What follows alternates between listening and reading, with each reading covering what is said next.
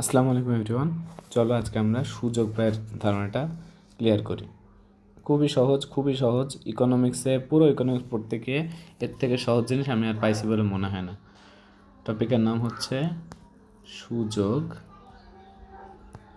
ব্যয়, আর এটাকে ইংরেজিতে যেটা বলে সেটা হচ্ছে opportunity cost. Okay wait.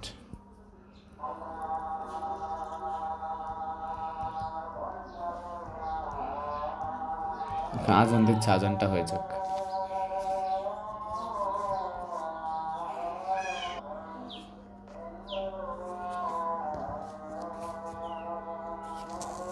Sorry, ওকে। সো আমরা শুরু করি। আশা করি আমার স্ক্রিন দেখা যাচ্ছে এখানে শেয়ারে। ওকে। সো দেখো, সুযোগ ব্যয় প্রথমে তুমি ধরে নাও যে তোমার কাছে আসে হচ্ছে জাস্ট 100 টাকা। এখন তোমার ইচ্ছা হয়েছে যে তুমি হচ্ছে কোন আইসক্রিম খাবা, ঠিক আছে? তোমার ইচ্ছা হয়েছে তুমি হচ্ছে আইসক্রিম খাবা। ধরো ওই যে ডিসকাউন্ট যেটা ওইটা খাইলা, ধরো 100 টাকা। 100 টাকা তাহলে তুমি চাচ্ছ হয় তুমি আইসক্রিম খাবা এক, অথবা 2 নম্বর হচ্ছে যে তুমি টাকাটা জমা করতে যাচ্ছ, তাই তো? তোমার মানি ব্যাগে রাখতে যাচ্ছ জমা, হ্যাঁ, ডিপোজিট করে রাখতে যাচ্ছ। জমাই লিখছি সহজ কথায়। এখন কথা হচ্ছে এই দুইটা কাজ কি একসাথে করা কখনো সম্ভব? যে তুমি 100 টাকা আইসক্রিমও খাবা আবার তুমি জমাও রাখবে 100 টাকা, এটা তো সম্ভব না, তাই না? তো সেক্ষেত্রে তোমার যেটা করতে হবে, এদের মধ্যে যে কোনো একটাকে তোমার ছেড়ে দিতে হবে, ঠিক আছে? আইসক্রিম অথবা জমা করা, এই দুটার মধ্যে তোমার যে কোনো একটাকে বেশ প্রেফার করতে হবে, আর অন্যটা ছেড়ে দিতে হবে। কথা হচ্ছে তুমি কতটুকু ছাড়বা, এই যতটুকু তুমি ছাড়ো ওই জিনিসটাই হচ্ছে মূলত সুযোগ ব্যয়। বুঝতে পারছো?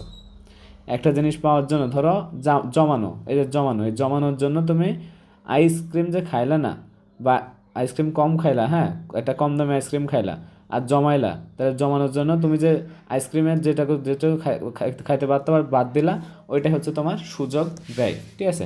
Same goes for everything in our life almost. দেখো, ধরো তোমার কাছে হচ্ছে সময় আছে 8 ঘন্টা, 8 আওয়ার্স, হ্যাঁ, এনাফ টাইম আছে তোমার কাছে। এখন কালকে তোমার পরীক্ষার জন্য তোমার পড়তে হবে, আবার এদিকে তোমার রাতে একটু ঘুমাতেও তো হবে, পরীক্ষা যেহেতু।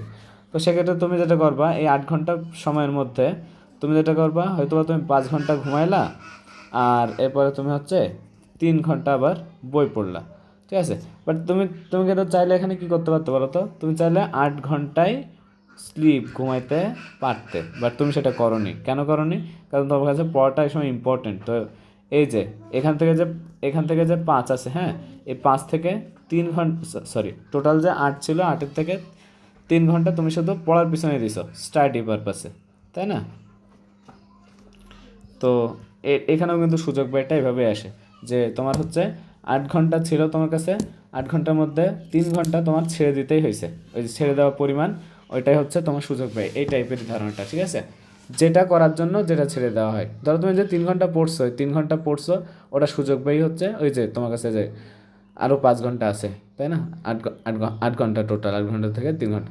মানে ব্যাপারটা হচ্ছে মেইনলি এটাই যে কিছু একটা পাইতে হলে কিছু একটা ছাড়তে হয়, that is called opportunity cost. মানে কোনো একটা অপরচুনিটি তুমি যদি নিতে চাও, লাইক যে তুমি 3 আওয়ার্স অফ স্টাডি, এটা যে তুমি নিতে চাইছো, তার জন্য তোমার ছাড়তে হয়েছে ওইখানে ঘুমের ক্ষেত্রে কিছুটা স্যাক্রিফাইস করতে হয়েছে। ঘুম তুমি 8 ঘন্টা পড়োনি, ঘুম তুমি পড়ছো কত ঘন্টা? 5 ঘন্টা। সো এটাই হচ্ছে সুযোগ ব্যয়। সুযোগ ব্যয়ের ধারণাটা আসলেই এতটাই সহজ, মানে এটা আর ফার্দার এক্সপ্লেন করার প্রয়োজন আছে কিনা আমি ঠিক জানি না। আই হোপ তোমরা সবাই বুঝতে পারছো।